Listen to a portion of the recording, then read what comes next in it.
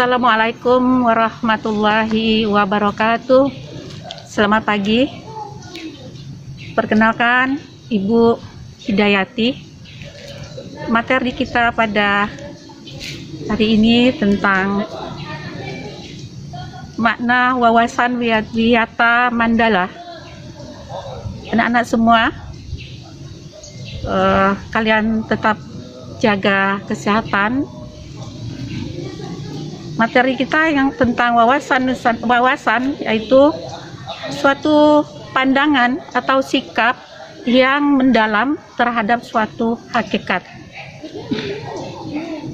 Kemudian yang lingkungan Wiyata Mandala itu adalah sikap menghargai dan bertanggung jawab terhadap lingkungan sekolah sebagai tempat menuntut ilmu pengetahuan. Adapun unsur-unsur Wiyata Mandala, yang pertama itu adalah sekolah, merupakan lingkungan pendidikan. Kedua, kepala sekolah yang mempunyai wewenang dan tanggung jawab penuh.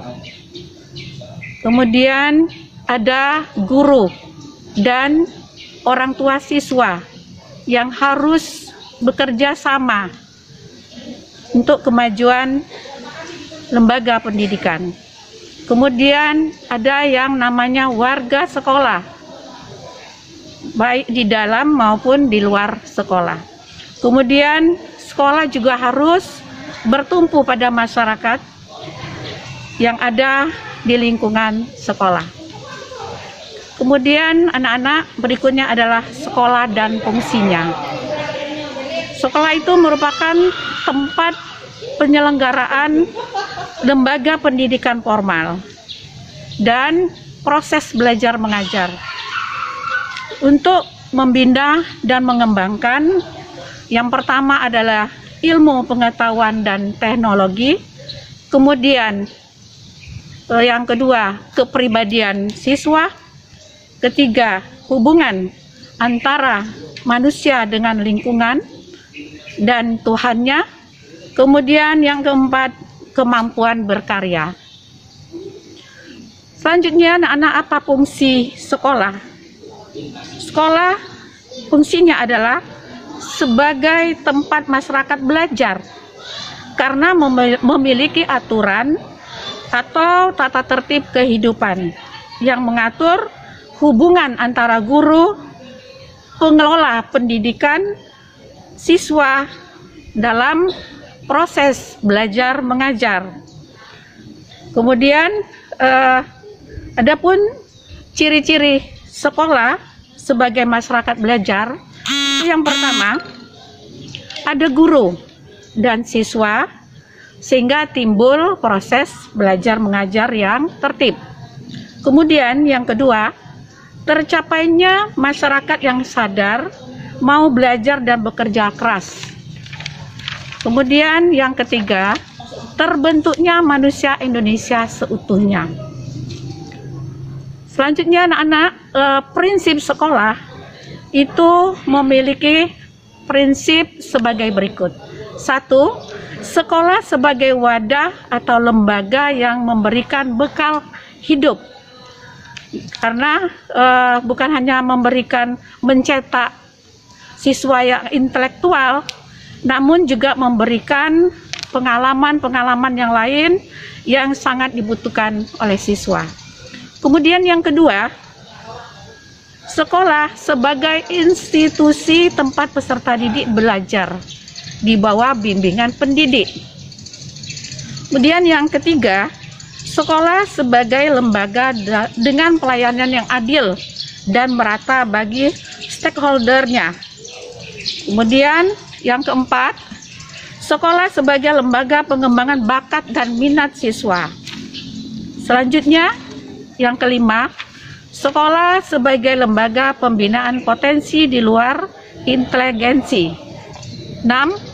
Sekolah harus memberikan perhatian serius untuk mengembangkan kemampuan emosional dan sosial.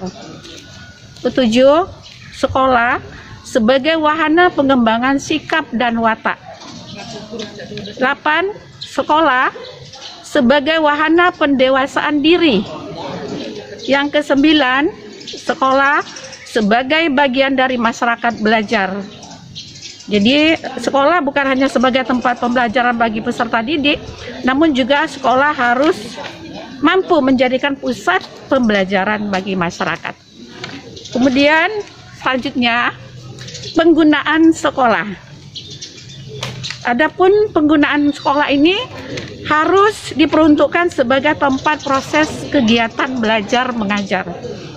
Jadi tidak boleh sekolah digunakan untuk ajang promosi atau penjualan produk-produk yang tidak berhubungan dengan pendidikan. Kemudian yang kedua, sekolah merupakan lingkungan bebas rokok bagi semua pihak.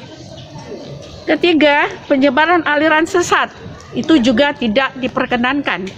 Kemudian yang keempat, propaganda politik atau untuk kampanye. Yang kelima, untuk syuting film, kecuali itu mendapatkan izin dari dinas. Kemudian yang keenam, kegiatan-kegiatan yang dapat menimbulkan kerusakan itu juga tidak diperkenankan. Selanjutnya anak-anak, penataan Wiyata Mandala dalam upaya ketahanan sekolah. Itu yang pertama, ketahanan sekolah yang menitik beratkan pada upaya-upaya yang bersifat preventif, yaitu pencegahan. Yang kedua, untuk menjadikan sekolah sebagai tujuan dan fungsinya. Langkah-langkahnya bagaimana? Yaitu yang pertama, meningkatkan koordinasi dan konsolidasi. Kemudian B, melaksanakan tata tertib sekolah secara konsisten dan berkelanjutan. Kemudian C, melakukan koordinasi dengan komite sekolah. Keempat, mengadakan penyuluhan bagi orang tua dan siswa yang bermasalah. Kemudian selanjutnya, mengadakan penyuluhan dan pembinaan kesadaran hukum. Nanti biasanya ada dari Dinas Hukum dan HAM yang datang ke sekolah kita. Kemudian F, pembinaan dan pengembangan keimanan, ketakwaan, etika, moral Pancasila, kepribadian, sopan santun, dan berdisiplin. Kemudian selanjutnya, mengikut sertakan siswa dalam kegiatan ekstrakurikuler. Selanjutnya anak-anak, tugas, wewenang, dan tanggung jawab kepala sekolah dalam hal pelaksanaan Wiyata Mandala. Kepala sekolah bertanggung jawab penuh, yaitu dengan melakukan kegiatan, melaksanakan program-program yang telah disusun bersama komite. Kemudian menyelenggarakan musyawarah sekolah yang melibatkan OSIS, komite sekolah, tokoh masyarakat, serta pihak lainnya. Kemudian yang ketiga, menertibkan lingkungan sekolah dengan baik. Keempat, mengadakan pertemuan baik rutin maupun insidentil. Kemudian selanjutnya, mekanisme dalam melaksanakan Wiyata Mandala, yaitu dilaksanakan secara terpadu, bertahap, yaitu yang pertama tahapnya preventif. Tahap preventif ini pencegahan, memelihara sekolah dan lingkungan sekolah, serta menciptakan kebersihan.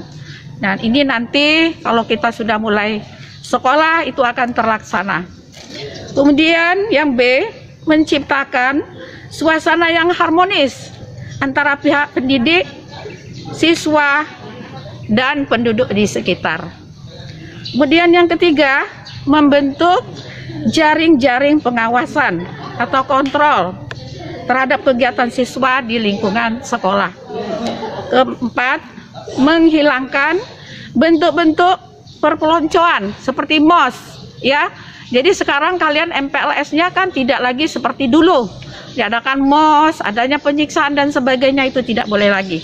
Kemudian selanjutnya meminimalisir keterlibatan kelompok maupun perorangan.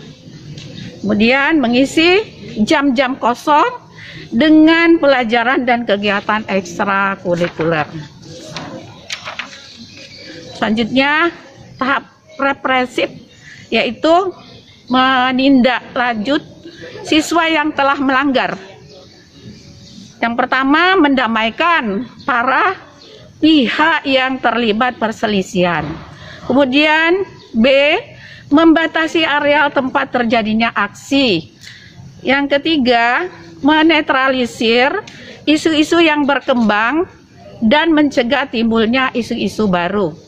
Kemudian yang keempat, berkoordinasi dengan pihak keamanan, apalagi terhadap pihak luar sekolah. Yang kelima, mengungkap lebih lanjut keterlibatan pihak luar sekolah atas kasus yang timbul dan menyelesaikan secara hukum. Kemudian selanjutnya, mengikut sertakan para ahli untuk mengadakan bimbingan dan penyuluhan. Dan yang terakhir, memberikan sanksi sesuai dengan tata tertib yang berlaku. Demikian anak-anak materi tentang wawasan Biyata Mandala kita pada hari ini. Cukup sekian, terima kasih, selamat pagi. Wassalamualaikum warahmatullahi wabarakatuh.